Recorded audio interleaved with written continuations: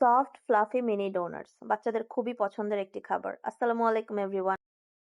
আজকে এই একটি ভিডিওতেই ডোনাট রেসিপি এবং তার ভিতরে যে স্ট্রবেরি ফিলিংটা হবে সেই রেসিপি শেয়ার করব। সো পুরো ভিডিওটি দেখার অনুরোধ রইল। সো চলেন শুরু করি। প্রথমে একটি বাটিতে 1/4 কাপের মতো কুসুম গরম দুধ নিয়েছি। তারপর দিয়ে দিলাম 1 টেবিল চামচের মতো চিনি, হাফ চা চামচের মতো ইস্ট আর হচ্ছে 1 চা চামচের মতো বাটার। তারপর হাফ কাপ ময়দা দিয়ে ভালোভাবে মিশিয়ে নিব।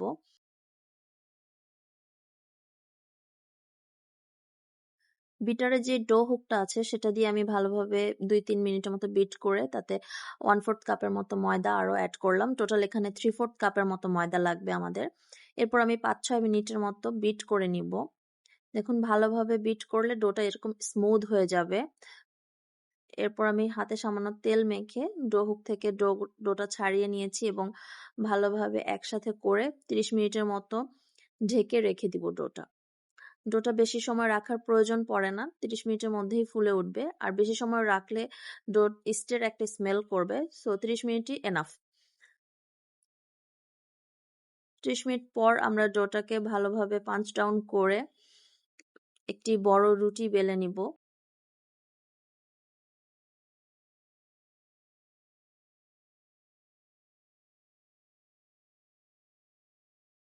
বড় একটি রুটি বেলা হয়ে গেলে একটি কুকি কাটারের সাহায্যে আমরা ছোট ছোট ডোনাটগুলো কেটে নিব।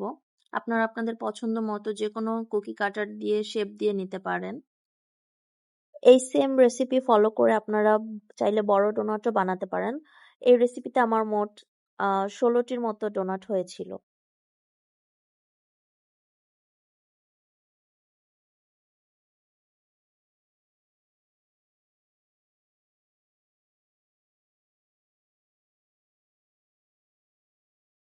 বাকি ডোটা দিয়েও আমরা গোল করে বল শেপ করে নিব।